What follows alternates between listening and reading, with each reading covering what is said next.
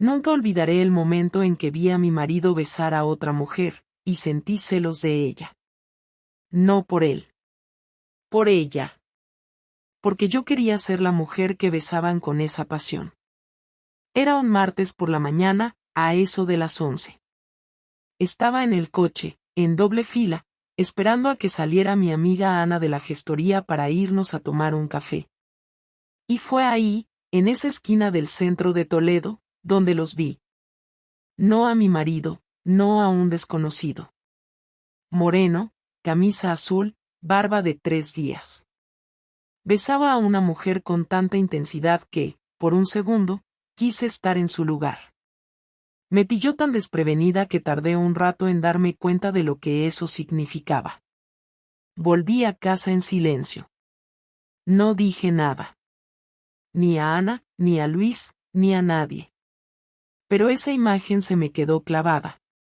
No por lo que vi, sino por lo que sentí. Ese deseo de ser deseada, esa nostalgia por una pasión que ya no tenía. No con Luis. No en años. Desde fuera, mi vida parecía perfecta. Casada, 2 hijos, casa con jardín, coche familiar, cenas en familia, vacaciones en la playa. Pero por dentro, era otra historia. Luis era un buen hombre, sí. Pero hacía tiempo que no me miraba como antes. Y yo ya no me sentía viva. Me sentía útil. Que es muy distinto. Así empezó todo. No con una pelea, ni con un descuido, ni con un mensaje equivocado. Empezó con un beso ajeno que me recordó todo lo que me faltaba. Y, sin buscarlo, sin planearlo, empecé a mirar distinto. A los hombres. A mí misma. A Sergio. Sergio no era un Adonis, ni un galán de película. Era compañero nuevo en la oficina, llevaba poco más de 3 semanas trabajando en el estudio de arquitectura. Tenía esa sonrisa de tipo que se sabe simpático pero no insiste. Y una forma de hablar que te hacía reír sin esfuerzo. Al principio, era solo eso. Una charla de pasillo. Un café compartido. Pero luego vino esa tarde. La oficina vacía. Llovía. Me pidió ayuda con unos planos. Me acerqué. Y cuando lo tuve al lado, tan cerca, sentí un escalofrío. No pasó nada ese día. Pero esa noche soñé con él.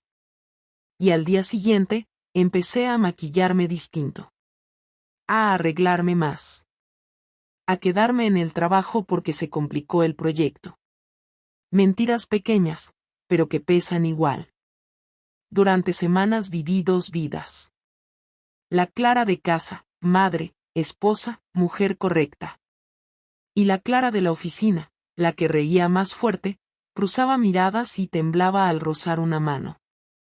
No planeaba llegar a nada, pero el deseo no se puede archivar como los planos en un cajón. La primera vez que nos besamos fue en la sala de maquetas. Nadie lo supo. Nadie lo imaginó. Y yo, tampoco me reconocí. Ahí empezó mi otra historia. La que aún nadie sabe. La que lo cambió todo. Nunca planeé que Luis lo descubriera, pero tampoco fui lo bastante cuidadosa como para evitarlo. Todo empezó a desmoronarse un jueves por la tarde. Estábamos en casa, los niños en sus habitaciones, yo haciendo como que repasaba unos planos en el portátil, cuando él entró en el salón y me soltó, sin preámbulos: ¿Quién es Sergio? No lo preguntó con gritos ni con rabia, lo dijo como quien ya ha hecho las cuentas y solo busca confirmación. Me quedé helada. No porque no supiera quién era Sergio, sino porque no tenía idea de cómo había llegado hasta él. Lo miré durante unos segundos y luego bajé la vista, no porque sintiera vergüenza, sino porque me faltó el valor para fingir. Él se sentó en el sillón, frente a mí, con los codos en las rodillas y las manos entrelazadas.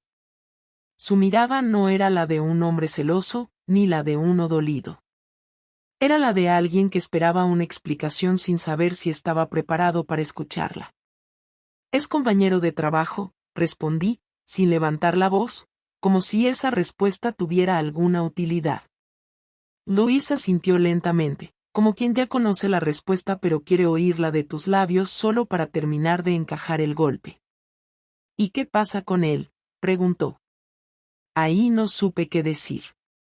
Podía mentir, podía negarlo, podía disfrazar lo evidente, pero en ese instante entendí que nada de eso iba a cambiar lo que ya había pasado. Así que dije la verdad, o parte de ella: pasó algo. Y no debería haber pasado.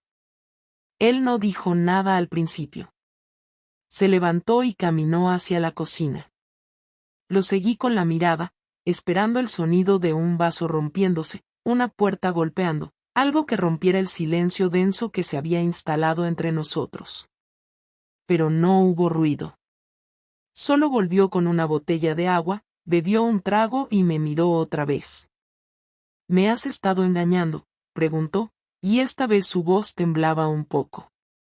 No por ira, sino por esa mezcla de incredulidad y tristeza que solo se ve en los ojos de alguien que todavía quería confiar. «Sí», le dije. Una sola palabra, sin adornos, sin excusas.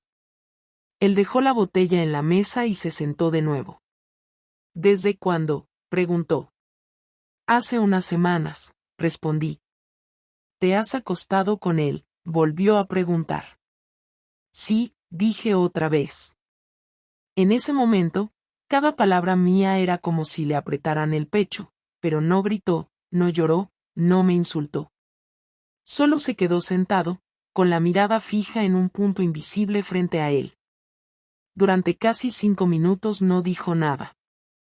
Yo tampoco. Solo escuchábamos el murmullo del televisor que alguien había dejado encendido en la habitación de los niños. Finalmente, rompió el silencio con algo que no esperaba. «No lo entiendo, Clara. No entiendo por qué has hecho esto, te falta algo aquí, te traté mal, no soy suficiente». Y ahí fue cuando me di cuenta de lo difícil que iba a ser todo esto. Porque él no era un hombre cruel, ni distante, ni irresponsable. No había un motivo claro para justificar lo que hice. No podía culparlo. No tenía dónde apoyarme. «No es por ti, Luis», dije, y sé que esa es la frase más inútil que alguien puede decir en ese contexto. Pero era la verdad. No me sentía viva, no me sentía vista. Me sentía parte del mobiliario. Tú haces todo bien, y eso es parte del problema. Todo estaba bien, pero yo no lo estaba. Él frunció el ceño, no por rabia, sino por esa clase de confusión que te da cuando todo lo que creías seguro se desmorona sin previo aviso. «¿Y no podías decirme eso, hablarlo antes de meterte con otro?», preguntó, y ahí sí sentí un nudo en la garganta. Porque tenía razón. Lo pensé, admití, pero no sabía cómo. Sentí que si lo decía, iba a romper lo que quedaba.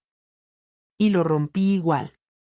Luis apoyó la cabeza en sus manos, respiró hondo y dijo algo que me dolió más que cualquier grito: «No te reconozco, Clara. No sé quién eres». Esa noche no dormimos juntos.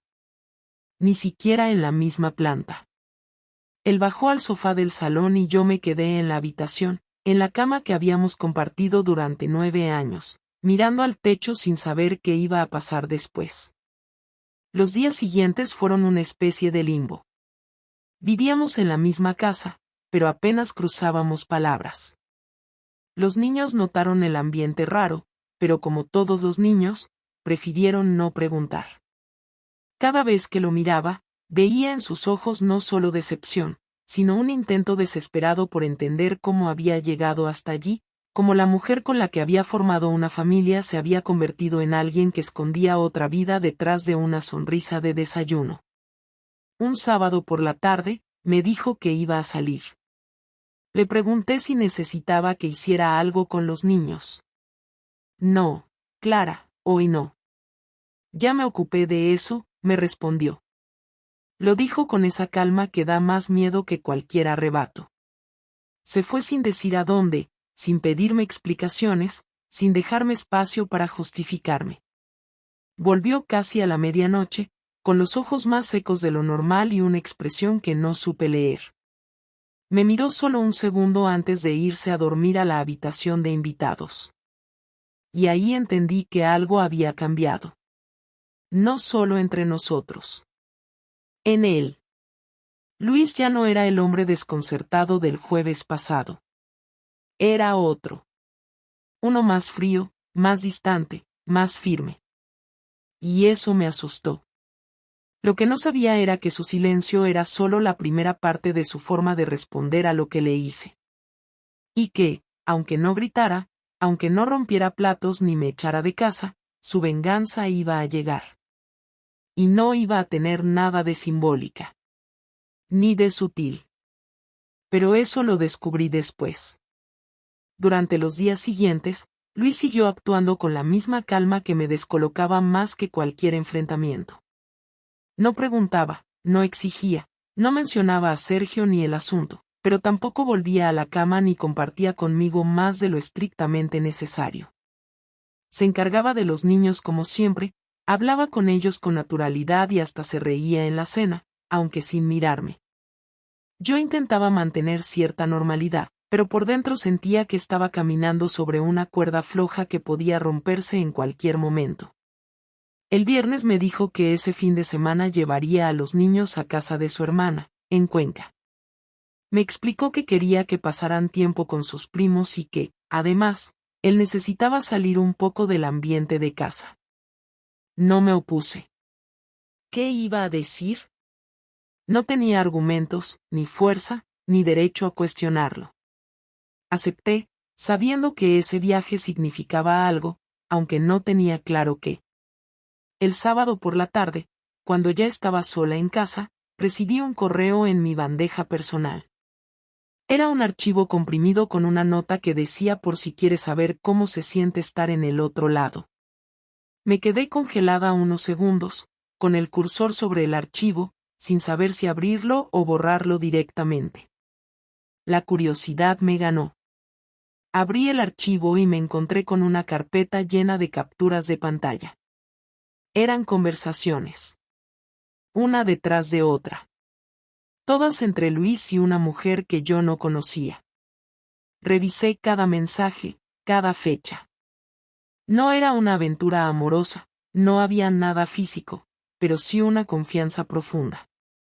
Ella le preguntaba cómo se sentía, él le decía que últimamente se sentía desconectado de mí, que creía que algo se había roto.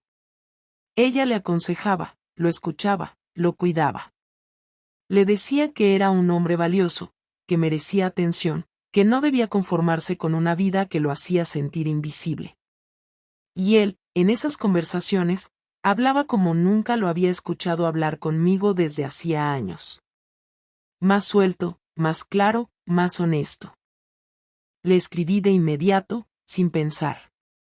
¿Quién es ella?, puse, sin filtros, sin adornos. Me respondió a los 5 minutos. Alguien que escuchó cuando tú no quisiste hacerlo. No supe qué contestar. Me limité a cerrar el portátil y quedarme sentada en el sofá, con la garganta cerrada y las manos heladas. Durante horas no hice nada. Ni cené, ni me moví. Solo pensaba en esas palabras. En cómo de simple era todo desde fuera. Yo lo había engañado físicamente, sí. Pero él había construido una relación emocional con otra mujer mientras yo vivía creyendo que estaba sola en mi desconexión. El domingo por la noche, cuando volvió con los niños, entró en casa con una tranquilidad que parecía cruel. Los niños subieron a sus cuartos y él se sentó en la mesa del comedor como si nada. Me acerqué. ¿Vas a hablar conmigo?, le pregunté. Ya lo estamos haciendo, respondió. Me senté frente a él. ¿Te gusta?, pregunté, y me arrepentí apenas lo dije. Él me miró por primera vez en todo el fin de semana. ¿Qué importa eso ahora? No se trata de ella, Clara. Se trata de ti y de mí. De lo que dejaste de ver. De lo que me obligaste a tragar mientras tú buscabas lo que te faltaba sin tener los huevos de decirlo. Lo dijo sin levantar la voz, sin dramatismos, pero con una firmeza que me dejó sin aire. Yo no la busqué, dije. Y yo tampoco, me interrumpió. Pero ahí estaba. Cuando tú estabas demasiado ocupada deseando a otro. Cuando te metías en la cama sin decir buenas noches. Cuando me tratabas como un mueble más de esta casa. Ahí estaba ella, escuchándome sin juzgarme. No me acosté con ella, si eso es lo que quieres saber. Pero ella sabe más de mí ahora que tú en los últimos 2 años. Guardamos silencio unos segundos. ¿Esto es tu venganza?, pregunté. No, mi venganza es otra cosa, respondió, y se levantó para irse a dormir. Esa noche no pegué ojo. Sentía que estaba perdiendo el control, que la situación ya no me pertenecía. Él había cruzado una línea diferente, una que no podía acusar, porque no era física, pero dolía más. La distancia que antes era emocional, ahora era una barrera visible. Luis se estaba alejando. Pero no enojado, no gritando. Se alejaba con estrategia, con cabeza, con pasos calculados. Y eso era peor. El lunes, cuando volví del trabajo, encontré sobre la mesa del comedor un sobre. Dentro había un documento con un número de cuenta nueva. Una carta de Luis, breve, directa. A partir de hoy, dividimos las finanzas. No quiero que me toques ni un euro. Esta es tu parte del mes. Si quieres algo más, búscate un abogado. No vamos a fingir más. No voy a ser de tu proveedor mientras tú decides si sigues siendo mi mujer o no. Y debajo, una línea final que me dejó helada. Por cierto, dile a Sergio que lo despidan. Hoy hablé con recursos humanos. Mis contactos sirven para algo. La humillación fue brutal. No solo estaba tomando distancia emocional y económica, sino que había atacado el punto donde más me dolía, el trabajo. Sergio fue llamado ese mismo día y al final de la semana estaba fuera. Sin explicaciones claras. Solo una frase del director, recorte interno, reestructuración. Pero yo sabía perfectamente que era una jugada de Luis. Lo había hecho por venganza. Por rabia contenida. Por demostrarme que, si quería guerra, él sabía jugar mejor que yo. Esa semana viví con una mezcla de rabia, tristeza y culpa que me revolvía el estómago. Me preguntaba si me lo merecía, si era justo. Pero también sentía que todo se había salido de control, que ya no estábamos resolviendo nada, solo destruyendo. Yo lo herí primero.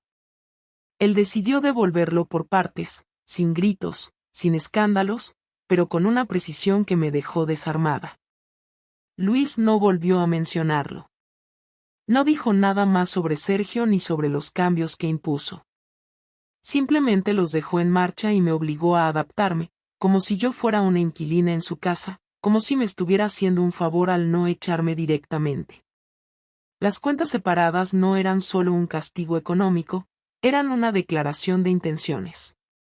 No éramos un equipo, no éramos pareja, no había más proyecto común. Yo pagaba mis cosas, él las suyas. Dividíamos los gastos de los niños y nada más. Me hablaba lo justo y no me miraba cuando no era necesario.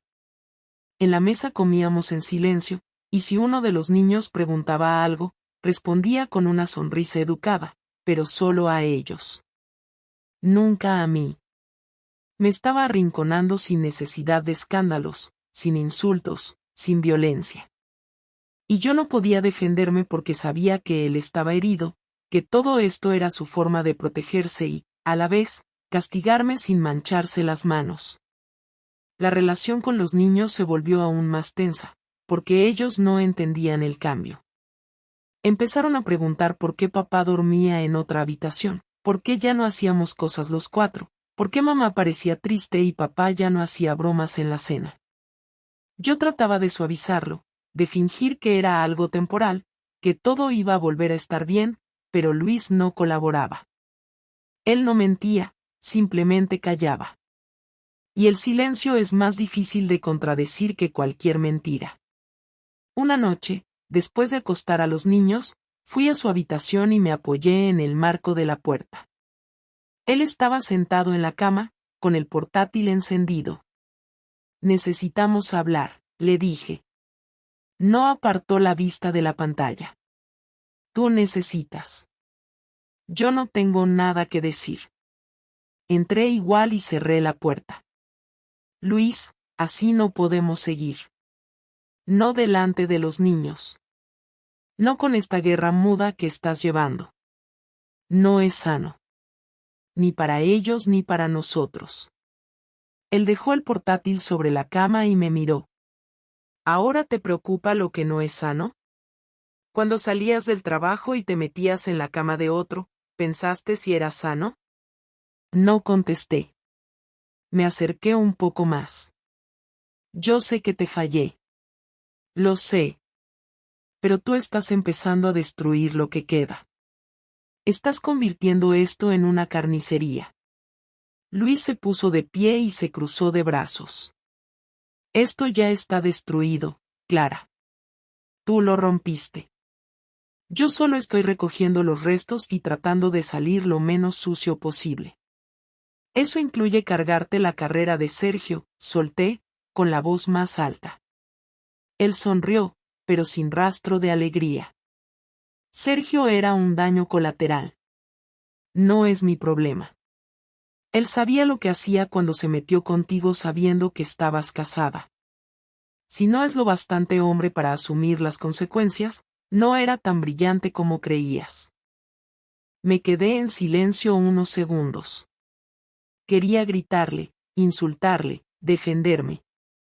Pero no pude. Porque tenía razón. Sergio se metió en un juego peligroso, creyendo que nadie lo iba a notar, y lo pagó. Yo lo permití, yo lo alenté, yo lo protegí mientras duró. Y ahora yo también lo había arrastrado al fondo. Me senté en la silla del escritorio. ¿Vas a divorciarte?, pregunté. Luis se apoyó en la pared y me miró con una expresión que no había visto nunca. No lo sé. No todavía. No porque te quiera. Eso ya no lo tengo claro. Pero los niños no merecen una ruptura inmediata. Y yo necesito tiempo para entender si puedo perdonar lo que hiciste. No quiero tomar decisiones por impulso. No voy a darte la satisfacción de liberarte tan fácil. Esa última frase me dejó descolocada.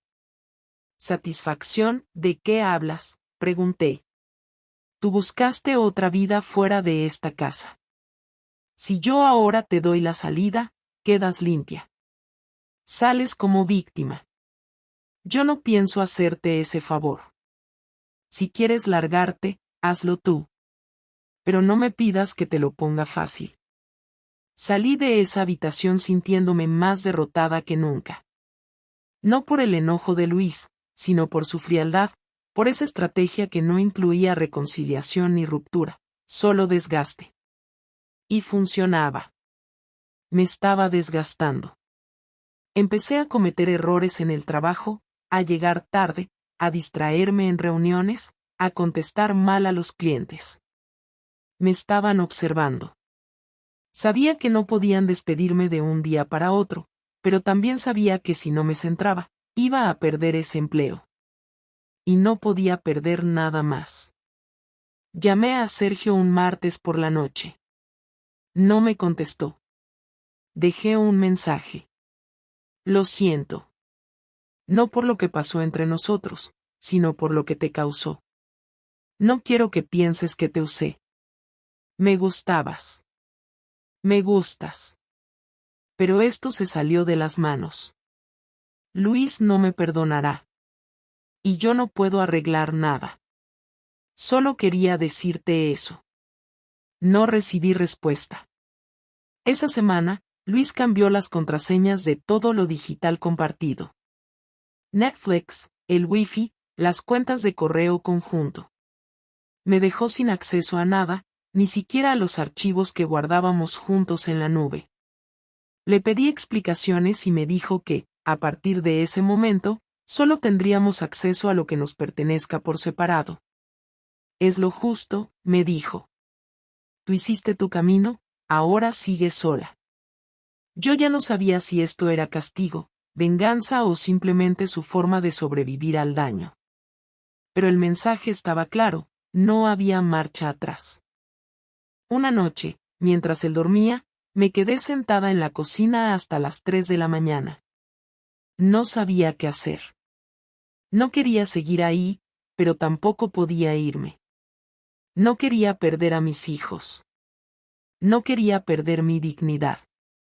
Pero cada día me quedaba más claro que esa dignidad ya no existía dentro de esas paredes. Luis la había destruido con una precisión quirúrgica, devolviéndome el golpe sin necesidad de mancharse.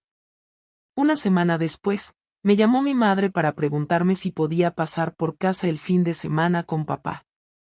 No les había contado nada aún.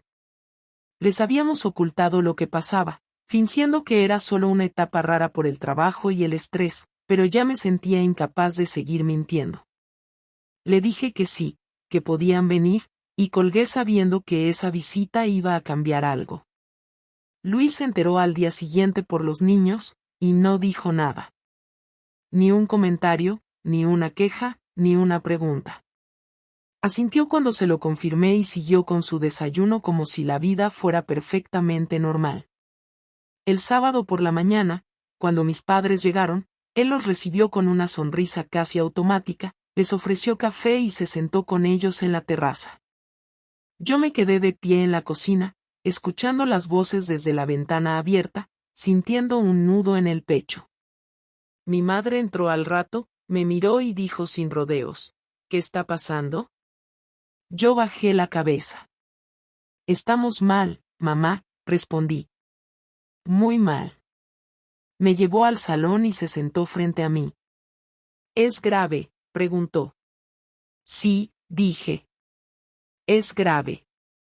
Se quedó callada unos segundos y después me preguntó si había otra persona. Dudé en responder, pero terminé asintiendo. No sé qué decirte, dijo al cabo de un rato. Solo que no esperaba esto de ti. Después de que se marcharon, Luis me preguntó si ya me sentía mejor ahora que todos sabían que yo era la culpable. No contesté. Me metí en la habitación y cerré la puerta. Esa misma noche, después de cenar, me pidió que habláramos. Me senté con él en el salón, con los niños ya dormidos. Luis apoyó los codos en las rodillas y me miró. Voy a ponerte una condición, dijo. No me interesa salvar este matrimonio. No porque me haya dejado de importar, sino porque ya no creo en ti. Pero no quiero que esto se convierta en un infierno para nuestros hijos.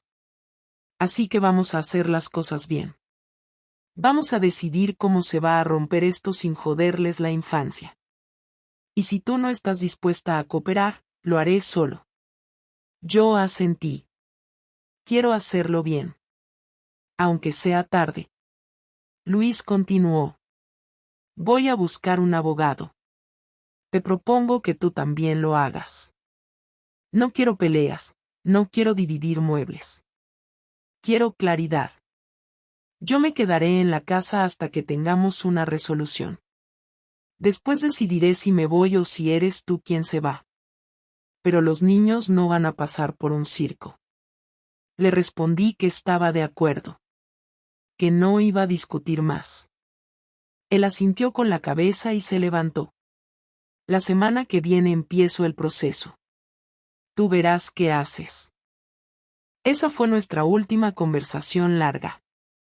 A partir de ahí todo fue frío, mecánico, técnico. Cruces de correos, reparto de tareas domésticas, horarios definidos, turnos con los niños cuando alguno tenía actividades especiales. La casa se convirtió en una oficina sin alma, con 2 adultos funcionales y 2 niños que empezaban a sospechar que algo más grande estaba pasando. Yo evitaba pensar demasiado. Me levantaba, preparaba desayunos, iba a trabajar, volvía, ayudaba con los deberes, cenaba, me encerraba en mi cuarto. Lois hacía lo mismo, cada uno con su rutina perfectamente aislada. Una noche, mientras guardaba la ropa de los niños, escuché su voz en la habitación contigua. Estaba hablando por teléfono. No me acerqué, pero no pude evitar escuchar algunas frases. No, aún no hemos decidido quién se queda con la casa. No, no hay pelea. Ella está colaborando, supongo que ya no le queda otra. Me quedé quieta, con una camiseta doblada entre las manos. Esa última frase me dolió más que cualquier insulto directo. Días después, me llamó su abogada. Me informó de que Luis ya había iniciado el proceso formal de separación y que debía estar atenta a la documentación que me enviaría la mía. En ese momento todo dejó de ser una amenaza y se convirtió en un hecho. Hablé con una abogada recomendada por una amiga del trabajo. Le conté todo, sin filtros. Ella fue muy directa conmigo. Clara, lo que hiciste tiene consecuencias. Tu esposo puede pedir que la custodia sea compartida, pero si quiere, puede presentar pruebas de que hubo conducta inapropiada. Todo depende de cuánto quiera él llevar esto hasta el final. Le pregunté si podía afectarme más allá de la custodia. Me dijo que si Luis lo deseaba, podía complicarme económicamente, pero que viendo su actitud hasta ahora, parecía más interesado en cerrar el tema sin drama. Salí de esa oficina con una mezcla de vergüenza y alivio. Por un lado, era consciente de que mi situación no era buena, pero también sabía que podía ser peor si él hubiera decidido destruirme del todo. Lo que hacía dolía, pero lo hacía con control. Una semana después, recibí un mensaje de Sergio. Era breve. Estoy bien. Encontré otro empleo. No quiero hablar de lo que pasó. Espero que estés bien. Lo leí varias veces, sin saber si responder o no. No lo hice. Sentí que ya no tenía derecho. Él había pagado un precio alto por estar conmigo y ahora solo quería seguir adelante. Yo no podía ofrecerle nada. Ni estabilidad, ni consuelo, ni explicación que sirviera. Lo único que me quedaba era aceptar que también lo había perdido a él. El último paso fue el más silencioso. No hubo peleas, no hubo gritos, no hubo portazos. Firmamos los papeles sentados en 2 sillas separadas, frente a una mesa con 2 bolígrafos idénticos y una abogada que no nos miró más de lo necesario. Lois firmó primero.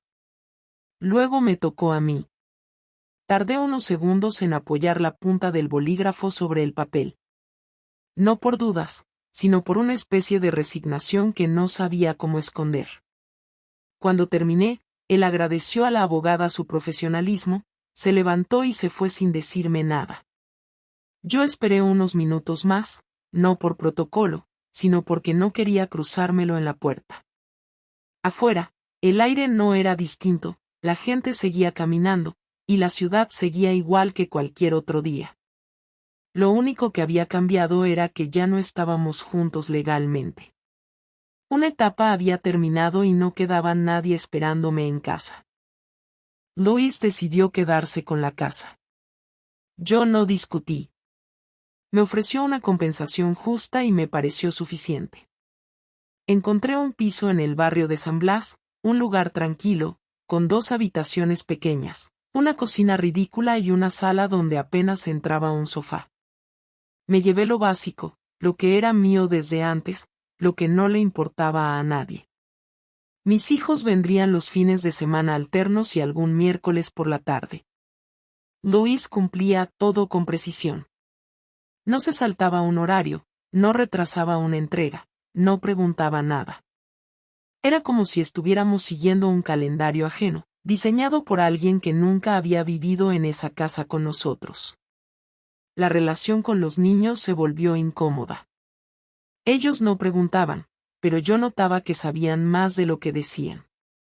Una noche, mi hija menor me preguntó si yo era feliz en el nuevo piso.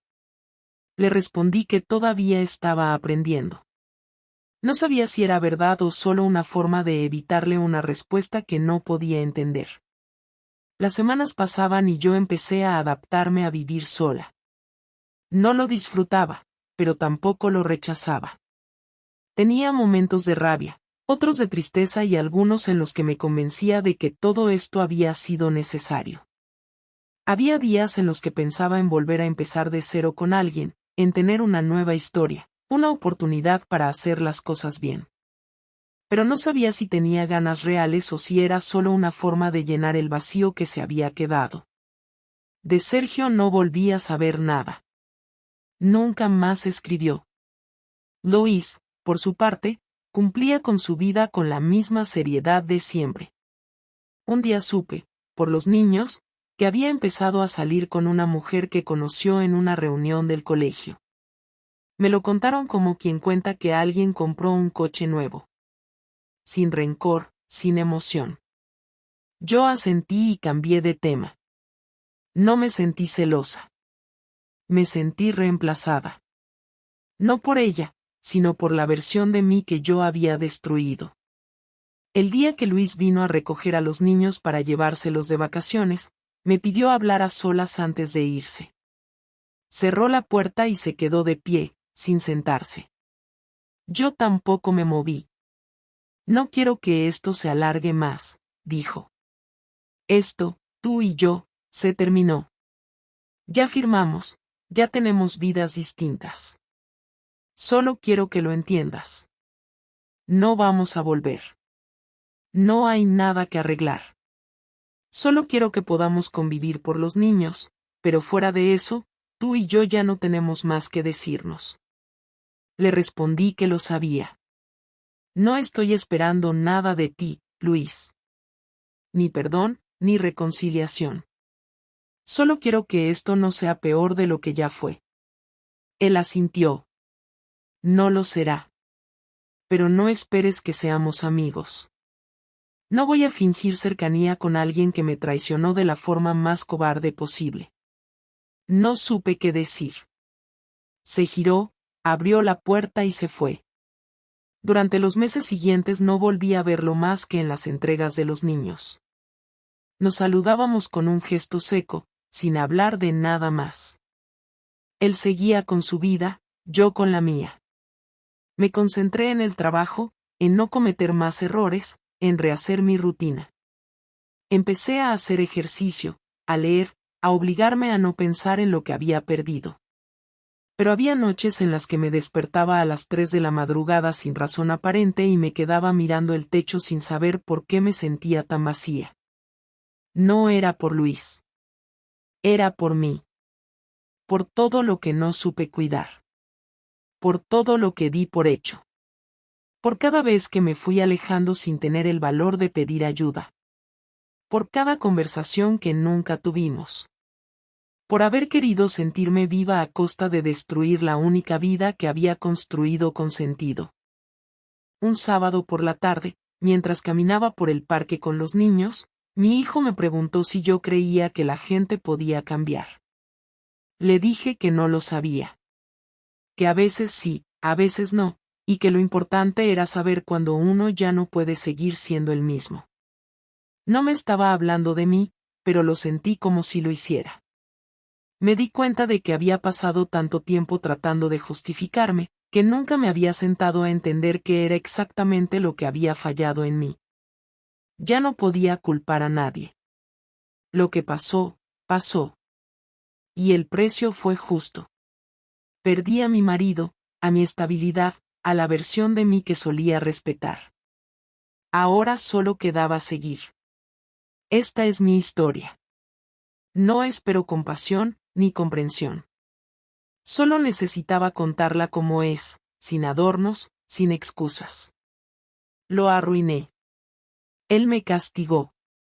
Sobrevivimos. Y ahora, cada uno por su lado, seguimos con lo que queda. Eso es todo.